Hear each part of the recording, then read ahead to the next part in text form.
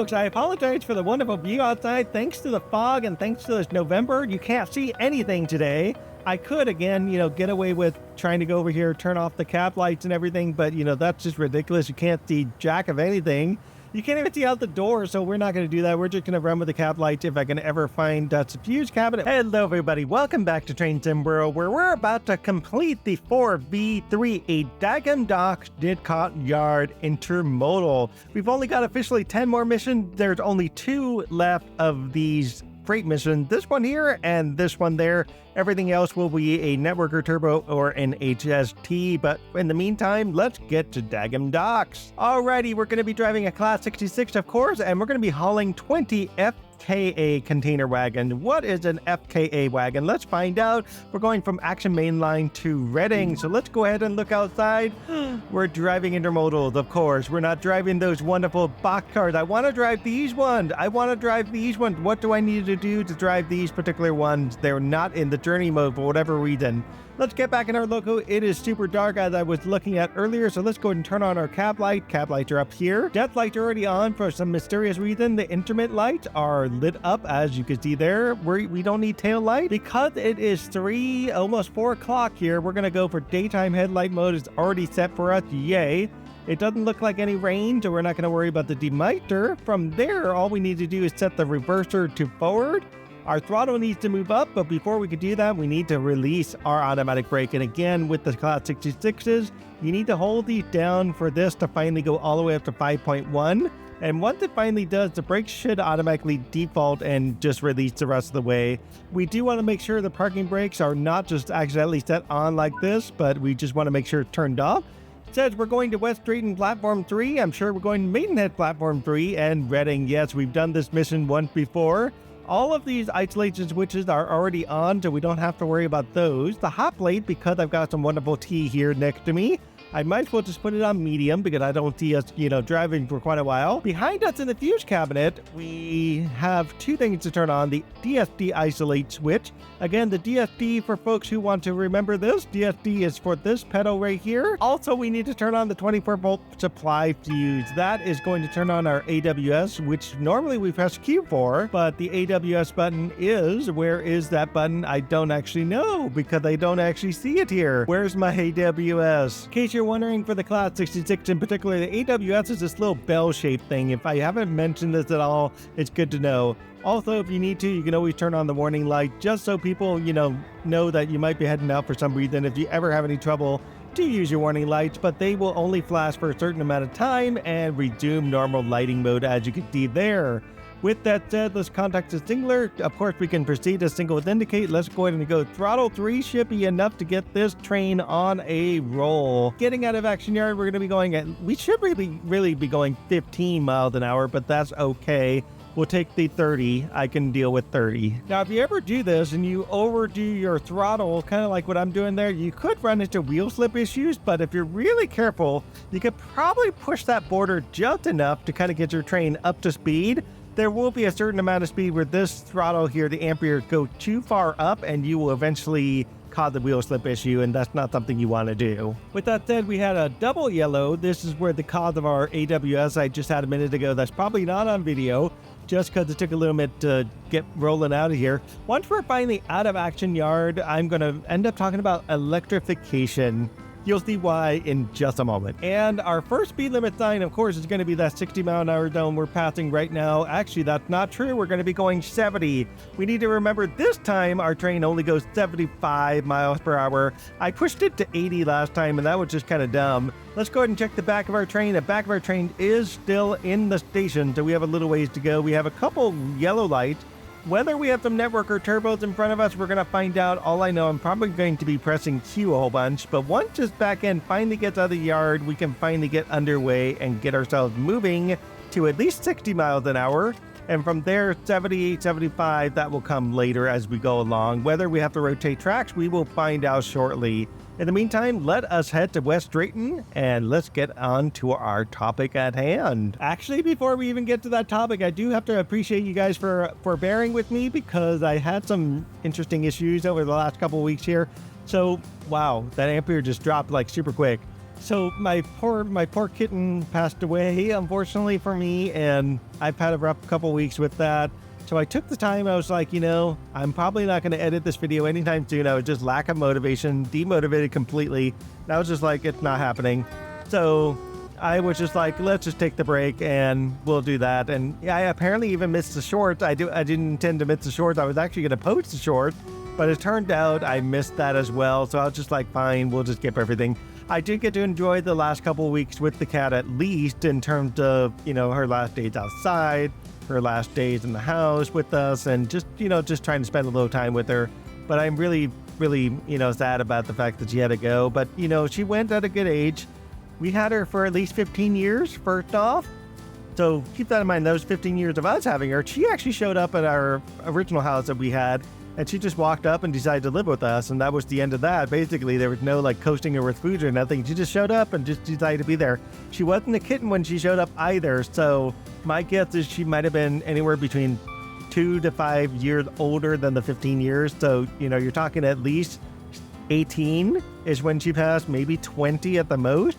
And so, long life for the cat. I've got another cat. She's about 13. We got her as a kitten, so I know I at least get 3 years with her. Her breed typically, they don't do so well after 16, so we'll have to play that by ear at least for the next 3 years. There is a train called the Class EF1, also known as the Electric Freight 1. You may not realize this in the UK, but for the Northeastern Railway in 1914, this happened to be the very first, or one of the very first, electrically powered locomotives provided to the UK. This was originally built to haul coal trains from the mines at Shildon to the docks at Middlesbrough, and with other liner electric locomotives. I saying liner because it's actually L-N-E-R. I'm sure you might pronounce that another way, but I'm calling it liner, so bear with me. Other liner locomotives, no official classification were given to these, at least until 1945. Yes, after the war ended, where numbers 3 to 12 were eventually classified EB1. EB1 stands for Electric Banking 1, and only number 11 was officially modified for banking. It was expected eventually all the other locomotives would be modified for that banking. I've already got a red light. Geez, man, we're gonna have to slow this train down already. What's holding up my train? I gotta wonder about that. I got at least a mile before that light changes. Let's hope and cross my fingers that light changes for me, because it's gonna start to, pass the single of danger and everything. But I'm gonna kind of just roll with this, and we're gonna see what happens here. We're gonna have to press Q a couple of times. If I get emergency brakes, it's fine. That's probably better for me than, getting slammed on the brakes and passing through the danger sign. So what's probably ahead is probably a networker turbo, and until that turbo leaves the station, we're gonna be screwed here. If I contact the Stadler, of course, that's denied. Wait for signal to change, so there's not much I can do about that, other than just coasting my way over to the single itself. Yeah, so looking at the live map, we have this networker turbo, so that light's gonna turn green as soon as this guy passes the light right there. Once he gets his red light, I'm gonna get a green, and it looks like an HST is on his way. So I'm gonna go ahead and throttle up to throttle 3, and we're just gonna kind of coast along. There's my yellow light, and the red is up ahead after the station. So we're just gonna have to kind of maybe go a slower speed, I guess, to go through this mission, apparently, because we're gonna be chasing that networker turbo all the way down. Fortunately, he's going to be going 90, but then he's going to end up coming to a stop. So it's going to be a bit of a stop and go for us here. We'll have to play that by ear. There's our HST that I saw on the map. It's driving right on by, folks. The EF1 in the 1920s, what ended up happening is coal traffic declined and the locomotives essentially became surplus. 1928, a plan was devised to convert one of those to a diesel-electric locomotive. Yes, one of the very first diesel-electric locomotives in the UK. They were going to use a 1,000 HP Beardmore diesel engine driving an English electric generator. This plan never actually came into being. For whatever reason, it just did not happen. And I can't answer why, the whys or the specifics behind it, but it did not happen. Meanwhile, the official Class EB1, the electric traction, those Chiltern Line locomotives were eventually discontinued in 1935, but the locomotives were held over for eventual use at some point. Number 11, the one that I mentioned earlier that actually had banking put on, was rebuilt in 1941 for use as a banker on the Manchester-Sheffield line and given the classification, the official classification of EB1 of all things. The fact that it was an electric banking engine, it meant that the horsepower increased from 1,100 to 1,200. Yay, not very much increase, but it had twin pantographs and these were replaced by a single pantograph. So we didn't really see a whole lot of changes per se. By 1945, all of those 10 locomotives were eventually classed as EB1s. After rail nationalization in 1948, these locomotives eventually got renumbered. Their original numbering scheme happened to be 6490-9, but eventually when they got renumbered, they turned into 26502-11. It's a very different numbering system. By 1949, the plan to convert the remaining 9 locomotives as banking engines essentially was just kicked out the door, and they were all reclassified as EF1, which was Electric Freight 1. That's where that original title came from, Electric Freight 1. The last of the years of the EF1, the EF1 were taken out of service in 1950, between 1950 and 1951. I see I gotta slow down again, so I know I'm gonna pass the single at danger, so we're gonna let that HTST do its thing. So unfortunately for us, we're gonna have to slam the brakes a lot more than this. This is gonna have to go a lot slower. Yeah, it's always fun when you have the network or turbo in front of you, just kind of delaying your train and everything. Sometimes I appreciate the fact that they're there because it creates some interesting vibes. Other times I'm not so happy that they're there and it drives me nuts. So as you can see what I'm doing with my brakes, I'm just essentially laying them off and then putting them back on, and we're just going to kind of, hopefully if I do this right, coast along and not completely stop here. That's my hope. Let's see, can I do it? Yeah, it's still going down. Wait. It's gonna flip. It's gonna flip. It's not flipping. We're just gonna stop. Thanks, train. Thank you for doing that. That was very helpful. Apparently, the reason I'm stopping is I'm on a hill. That is insane. I cannot go. I have to do throttle 5 to get myself moving. No wonder this train wasn't going. Well, that's a good thing because that wonderful network or turbo needs time to stop anyways, so it's just going to give me the time I need to stop. Meanwhile, the EF1s were, as I said, basically just taken out of service by 1951. The EB1, the train number 11, that one was eventually moved to Ilford Depot, and was used as a shunting engine. Number 26510 was eventually transferred to departmental stock as engine number 100. And again, this is EB number 11, just to point that out. By 1959, number 26510 was transferred to departmental stock, also known as engine 100. It got renamed and renumbered for that purpose. And by 1964 was eventually taken out of service, the last of the EB/EF1 freight electric engines. And unfortunately, none of these engines were ever preserved. So maybe there's going to be a England Railroad Historical Society that's willing to put this engine back up. I do have at least a picture of one of these. I'm going to try to see if I can find other pictures of this to share with you guys. So that way you guys can kind of see what this engine looks like. It's kind of an interesting design. I don't know. It looks more like a trolley to me, but that's just my own take on it. Folks, the good news is that Networker Turbo is already heading over to West Drayton. They should be stopping there very shortly. I thought for a second the Networker Turbo that's sitting over here was the one that was on this track, but nope, it's still right there in front of me. It is going to be right there in front of me pretty much for the entire trip. Yay, all the way to Reading. And once it gets to Reading, it's eventually going to transfer platform, but no worries there at least. Until then, we're going to be hitting our AWS button because we're going to have a lot of the yellow singles that you can see up here in the top left or the top right of the corner of the screen. Why am I getting top left from? I don't even know. But yes, where are we? This happened to be a station I don't even know because I can't remember because it's foggy, but that's okay. We've got a wonderful Networker Turbo sitting out here. For folks that know the scenery, you probably know where this is. Oh my God, that was just a crazy view right there. Good job there. I was just going to pop out just to, maybe consider camera 8 and stuff. And what the heck? Where am I? Okay, there's my train. Good. I see it now. I'm trying to find... Oh, I can't see anything. It's dark here. What the heck? It's only like 4... Now my camera's stuck. That's just dumb. Let's try that again. Let's just go camera 1, camera 8. There it goes. We finally got out. Okay, good. I want to know what station this is. It's only 4 o'clock, but it's super foggy and it's getting dark. I don't know if I should turn on nighttime camera mode or something. Hayes and Harlington. Sir, we're hitting Hayes and Harlington, apparently. Let's get back in the train because we're going to have to slow down some more again. Yay. We got a double light. Again, the way this works is you got green, double light, and then eventually you have a single light, which happened to be the one that we're coming up on here, and then eventually red. I love the UK signaling system because it's so easy to tell where you are, especially if you're paying attention. So I tried to turn off the cab light, folks. This is super dark, and this looks horribly dangerous.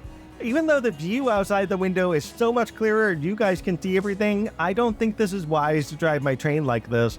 It doesn't feel safe to me, so I probably should turn on this cab light like ASAP, but I can't even actually see where the button is.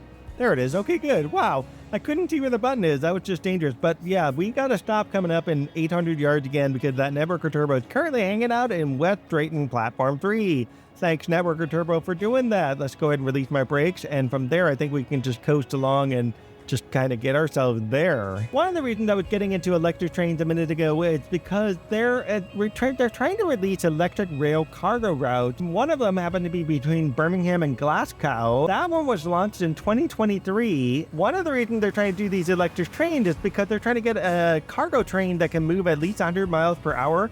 This one here can only go 75 maximum rating for the engine itself, despite what the route says. If we can move an electric-only express rail freight, you can actually see passenger train converted to carry cargo. Why would you convert like an HST to carry cargo? Because it's worth the ability to do so. More than likely it'll be a Networker Turbo or something, even though that's rated only for 90 miles an hour. The idea behind this route that happened in 2023, it's the goal is to save about 1350 tons of carbon dioxide emissions every year. Keep in mind, I did put a display once upon a time ago. I could try to find it again, put it up on the screen again. There's a difference between trained and trucks. And trained use the least amount of carbon dioxide compared to trucks, compared to cars, because of the fact there's so many more trucks and cars on the road compared to engine. You can only have so many engines on a track without it interfering with everybody else, so you can actually run a lot of diesel train without over-polluting the world, if you kind of think about that frame of thinking that I'm going here. We're actually coming into West Drayton right now, folks, and with that, all we're going to be doing is just honking our horn and passing everybody by. There's no point to stay here. We're just going to keep on moving over to Maidenhead, of course, Platform 3 of all places, at 11 miles. We're going to have to kind of coach that Networker Turbo along the way, but we'll see how that goes. In the meantime, Carousel Logistics, the idea behind them is to maintain sustainability, and the Carousel Logistics invested in a company called Electron, which is a battery-run electric aircraft. The idea behind that is zero-emission aircraft point-to-point air freight deliveries across Europe. Now, airplane compared to train, compared to cars, compared to truck, airplanes use quite a lot of fuel. They use quite a lot of carbon emissions and whatnot. And so between the two, you'll probably want to find a way to fix the aircraft and fix the cars, but not necessarily fix trucks or trains. You know, those two are kind of the middle ground right now. There is a really cool map that's available online, and I'm going to share this map with you. It's actually a rail freight electrification for the UK. You could get away with electrifying 95% of rail across the UK and sustain of having them electrified in freight, not just passenger service, but in freight, because the wires are already there and everything, and all you got to do is just put the engines on board and then haul the services. And a lot of rail freight are essentially like this one. I know it's super dark out here right now because of all the fog, but it is like this one, where this has happened to be a 2025 car train. In the US, we'd be doing mile-long trains by comparison. We're not going to do much more than that, you know what I mean? And so that's the difference between the two freight lines. You, sir, are going to get run over with that briefcase, that bag of suitcase there. But yeah, so anyways, it's easier for the UK to do it because there's smaller freight trains, and smaller freight trains means less demand on the engine to pull it. You could probably get away with one, maybe two, versus the United States, which require like 4 to 8 engines to pull 3 mile long of carloads that have 200 cars in them. You know what I mean? So that's the inherent difference between the two. Because of that, if you're looking at 2040, it's currently 2024 today. By 2040, they're saying 800 miles of additional electrification is needed in the UK to enable that 95% of rail freight to be electrically hauled. Whether they will go forward and deal with it, I will explain that when I get a chance, but in the meantime, I'm not going to explain that just yet. So 60 miles of electrification is essentially going to cost about £50 million over 2 years. This is actually less than the cost of one road scheme, whatever that means, and represent a way of decarbonizing part of the logistics system in the UK. Only 10% of British freight trains are actually hauled by electric engine. The UK is officially way behind the regular Europe train. Europe has managed to do a lot more electrification on its logistics, and in the United States, don't expect us to be anywhere near that. We're like no electrification for freight hauls, if you think about it. All of ours are diesel practically. If they were to do electrification program of 40 route miles per year for about 20 years, this would be at a cost of about £100 million per year. And that's required to be able to get that opportunity to meet the net zero goals for rail freight. There's actually a 40-page document about UK transport vision. I'm going to probably look into that. Maybe for the last UK route, the last freight route, we'll probably get into that one if I remember that's there. I see we got some yellows coming up ahead, so we know there's a turbo stopped up ahead somewhere. We'll deal with that later. Oh, geez, we gotta stop now. Oh my God, we gotta stop now. 1.2 miles is that distance there, and that looks okay. It's widening. That's good. It looks like it's one after the other, but we're gonna stop because I'm a little worried that I'm gonna screw myself over. Because once we pass that light, we're gonna have to hit the red light right after that. That's scary. Okay, there we go. Thank God. We're going yellow. We're gonna go back down, turn off our brakes, and we'll continue on. Let's just keep us moving.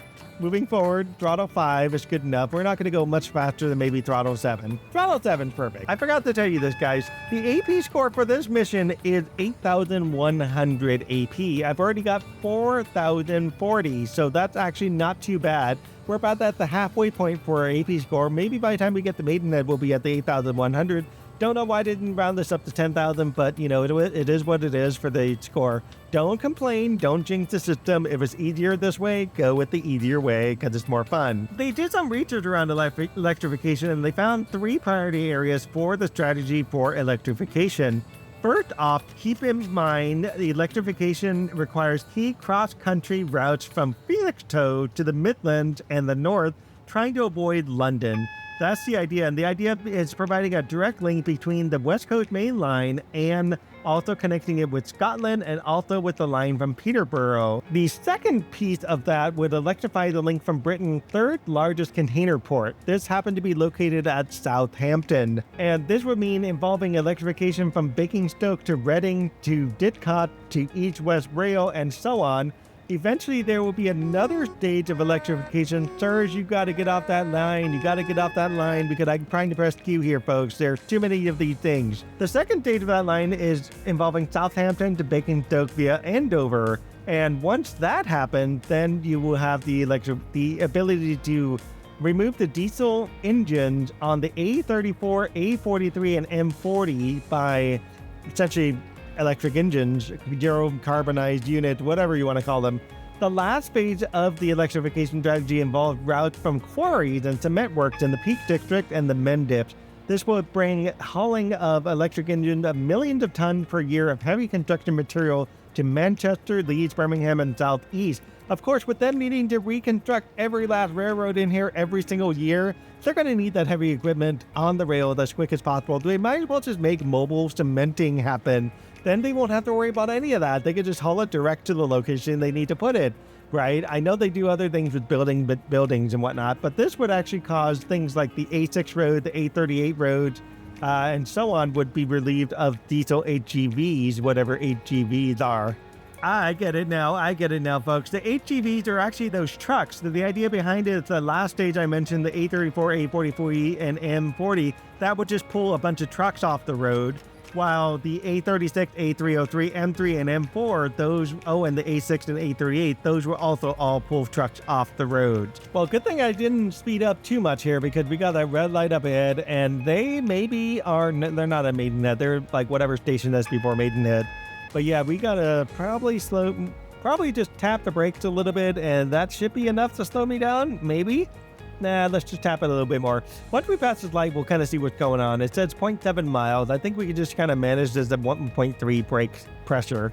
That should be enough to slow this down enough to go below 20, and then once we're below 20, we can just lay off the brakes and just, coast the rest of the way over, and that should be fine. And then the cars itself should slow me down from there. Maybe we should tap it a little bit more and go up to 2 brake pressure. That should do it for brake cylinder. There we go, much better. So let's go ahead and coast the rest of the way over, and if we have to slam the brakes, we're going to do it, but otherwise we should be good at just kind of coasting our way out of this. Okay, that networker turbo is stuck at the station. They're at the next station up ahead, and we're just not going to move them anytime soon. I don't know what we're going to do, folks. All right, the networker turbo is finally on the move. Yay. So any minute now, they should pass through the light, and I'm going to take a big risk by not slowing down here. This is scaring me here because that networker turbo, if I just go to the map and take an even bigger risk and just get off the map, you can see how close I am to that single.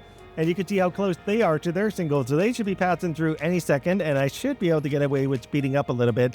Let's go with throttle 4, and that should be enough to get ourselves on speed. There's our single chain. Yay. Let's keep going to Maidenhead, 4.1 miles out. Goal behind electrification strategy for the UK is to, again, bring 95% of the UK online, I guess you can say. And their goal is with that is to put it up by 2040. You're not talking very long. It may be like 20 years of time between today and 2040. Whether they can do it, they probably have the better chance than we do here in the US to make that happen. Whether they can essentially meet or exceed the European Union version of electrification, that is, a 50-50 deal. I don't know if they're going to make it, but we're going to have to kind of play that by ear. So, get back to me in this video in 20 years and let me know if they really did do it and managed to get 95% of electrification to happen. I do have some theories about why I say this, and let's honk our horn and get these folks off the road. I feel like I need to do nighttime light because this fog is just driving me nuts, and I feel like we need more bright visibility compared to the daylight mode. Oh my God, I did it. I did it. Good job. I'm not paying attention. I'm not paying attention at all. But this is okay. This will get that networker turbo off the station that they're at, and I will just emergency brake my way going forward here. So let's go ahead and turn on the emergency valve and just release the pressure. We're not going to be able to do much with the brake cylinder in the meantime, but we might as well, to keep ourselves from rolling backwards, apply the direct brake. And from there, all we have to do is just drop the throttle and put the reverser down the neutral and just sit here and wait patiently for 2 minutes while we do this. And actually what we should do is turn on the hazard lights, and people again at the station are going to be like, there he goes again. He did it again. What is up with this darkness, man? You know what? As much as I don't want to, I am going to do this. We're going to turn daylight headline mode to nighttime. No wonder, folks, it is November 20 of 2015. Yay. That is why it's so dark outside. Oh my God, no wonder. Well, we turned on nighttime headlight mode. That should get us set up properly, even though technically I don't need it for a couple more hours. With that said, we can now put our reverser to forward. We can get our throttle back up to 8 and go ahead and close our valve and release our brakes. Actually, no, we want to put down throttle 5. That'd be good enough. Drop our brakes down and make sure that goes to 5.1 where we release the direct brake. Didn't need to turn on parking brake in case you want to know, because we weren't parking anywhere. That light is still red. My gosh, that networker turbo would have been there forever, man. So they are currently sitting here at the station we need to be in, and I want to go to Maidenhead, but they are in my way. Let's get moving, and we're going to have to do throttle 6 to get this train going because we're not going to move any easier. Yikes. There it goes. Yikes. That is a tough sell right there. My gosh, look at that. Barely moving, barely cresting over my amperes. That's dangerous, man. I stand corrected, folks. The network turbo that I'm actually chasing is now stopping at Maidenhead, and the one that was in Maidenhead was actually the networker turbo in front of that networker turbo. Good job. So that means we're going to be slowing down one way or another. We're screwed. But yeah, so the rail freight problem, at least with electrification, see, the idea again was trying to reduce congestion for drivers by pulling off trucks off the road. Just hauling by rail is generally more climate friendly. Again, as I said, rail engine, even if it's diesel, use way less carbon than you would if you were just driving a truck or a car or a plane or whatnot. However, the DB Cargo UK decided to retire one of its electric fleet. One of the issues here with rail freight and being electrified is the fact electricity by itself is very expensive. And this is more expensive compared to diesel engine. And what's happening is operators now that drive the electric freight would be hard-pressed to keep using them at the high cost. Even if you switched it over to battery trains would be the same issue because you're going to be charging the batteries with at least an electrical power, unless you can work with electrical power over like wind power, or you can work off of solar to charge that battery. One of those would probably be the two advantages to trying to do electrification for a battery powertrain. But trying to do electrification via electricity, you have the issue where freight operators are reaching out for essentially fossil fuels. And fossil fuels are the cost here where it's much more cheaper to do fossil fuel than it is to do electricity. Surprisingly, it costs at least £1,000 extra per train to do electrification and to run an electric engine compared to running this good old classic. Oh, look at that person move. Good job. To do the good old Class 66, that's a diesel powered thing. And, one way to get around this is the capping of electric prices, which is probably not going to happen. And, to try to cap, the idea of the capping is you have diesel prices here and you have electric prices just staying underneath that. And that's the goal behind it, is to try to cap it in a way where it makes sense. But I doubt that's going to happen anytime soon. We got to stop our train again. We got to stop our train way more faster than I did last time because we're going a little too fast already. So in Germany, they have such a policy where they have caps on their train or their electricity output for a train. And right now, Germany carries double the proportion of goods by train at 20%. But because of that cap, that's what gives them the ability to do such a thing. Now, the HS2, I believe, is electric, but I don't remember off the top of my head if it really is. I need to go look that up one more time. But when you think about this, because of the HS2 cancellation, they've had so many cancellations and shrunk the total route of the HS2. 9% of freight currently moves in Britain, and at least via electricity. The aging infrastructure essentially prevents growth, with freight and passenger trains now jostling for the space for the track. Hence the problem that I'm dealing with today that America usually doesn't deal with. America has just essentially one passenger line, and right now that passenger line is supposed to get priority, but a lot of times the freight traffic will bump that, even though the law and the rules says you're not supposed to. And so freight has more profitability in America than at least it does in the UK. And because there's so many freight trains on the road and there's so many passenger trains on the road, they're trying to compete for that same space. What can you do at that point? And if we were going to triple freight, say we're going to go north of Stafford and we want to triple freight there, we can't do that because HS2 has canceled the electrification of the lines, and therefore there's no point to keep electric freight engines if there's no line to do so. And so without that at Stafford, we're kind of stuck in a bind, and we're stuck with the single amount of freight or the double amount of freight that's already existing in that area. And it also means that they're going to be competing with passenger train. Now, the UK could aim for trying to go for longer freight trains, but I don't honestly see this being viable, especially with the way they've got their singling system, with when you're competing against network turbos. That freight train would just be ridiculous trying to speed up on these tracks and everything. They would have to be on the high-speed tracks to really go anywhere, but even still on the high-speed tracks, they're going to get relegated to like 50 miles an hour or 60 miles an hour, and they're not going to go any faster. And they're going to create problems for the high-speed trains anyways. Another way around this is what the UK government planning on doing. The UK government's planning to not cap electricity rates, and what they're going to be doing is doing grants to seaports to incentivize shipping onward with more rail and less roads. And the idea behind this is to cut the number of truck journeys by 1 million over the next 2 years. And with whether that will happen and whether that will help rail freight traffic, I don't actually know. But you may find that it's not going to work out in the long term. Taxpayer money in the UK has been responsible. As you can see, we passed through Maidenhead on our way now to Reading, 12 miles. Taxpayer money has been responsible for funding 1,200 miles of track over the last 12 years. A lot of this has gone to passenger rail service. So take the road to Reading. Anything outside of this road, there is no electric wires, at least in this 2015 version. Maybe when we get the GWE for 2017, we'll see some electrification going on for the remaining lines into Reading. One of the reasons I wanted to talk about electrification today is the fact that DB Cargo UK is one of the UK's largest rail freight operators. They decided to retire all of its electric Class 90 locomotives. And this happened last year, keep that in mind. So they had a bunch of discussion around it and whether or not this was profitable. As you just heard, the fact is you're paying way more to cover this via electrification, and it's cheaper to go diesel. So basically they retired the electric Class 90. Whether they're keeping them, we'll see what happens to them. But where they're going is they're going to be focusing on biofuel. There's way more in the landfill that we can burn up than there is to provide electricity at a reasonable cost. Especially with the UK government not capping electric rates, this essentially prompted this to happen here. With that said, DB Cargo UK only had 24 electric locomotives, which is a small fraction compared to the 228 fleet size that they normally run on freight lines. And the fact is that because they said they're going to retire the Class 90, it's also a sign that the technology for electrification of rail freight is not going to go well. It follows the decision by Freightliner in 2021 to also do the same thing. Freightliner also retired its engines as well, and they opted to do essentially the same deal. And the company, the DB Cargo UK, decided to focus again on biofuel.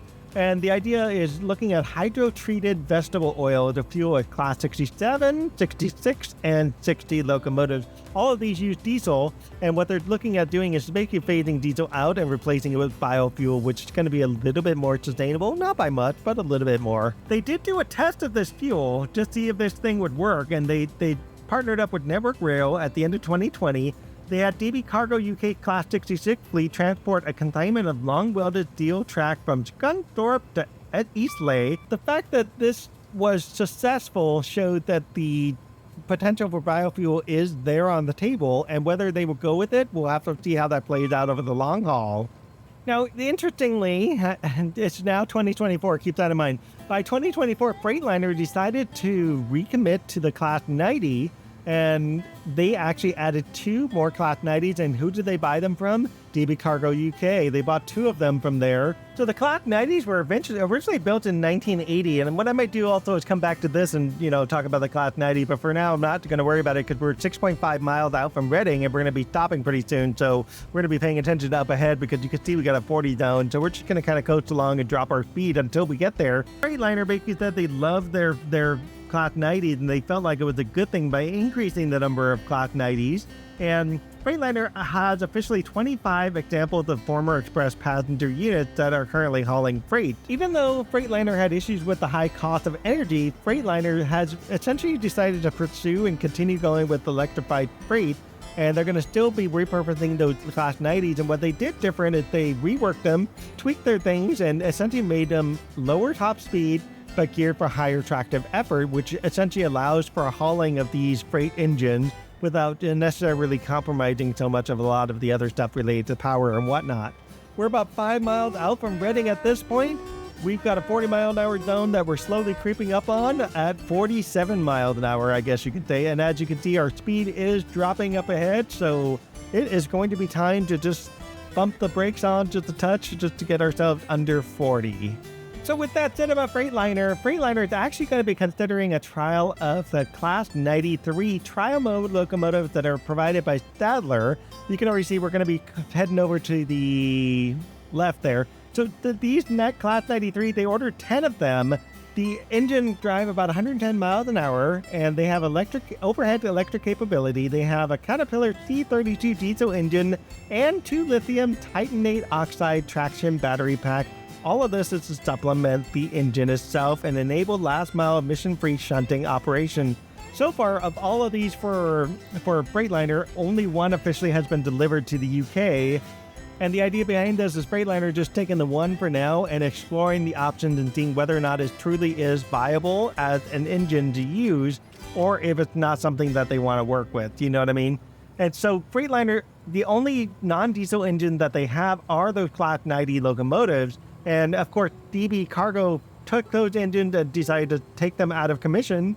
And this means Freightliner is trying to find a good, viable alternative that keeps costs down, but also allows them to keep running freight. I gotta say, the Class 93 looks absolutely gorgeous. If you compare that to the Class 90, it is a gorgeous engine, especially when it's freshly painted. I will try to get a picture for that and share that with you guys. The advantage, again, of the diesel battery electric combination here is the Hull Intermodal train from Felixstowe over the non-electrified branch to Ipswich, and then whether or not the capability in electric mode will match the performance of a pair of Class 90s on the steep climbs on the northern stretch of the West Coast main line.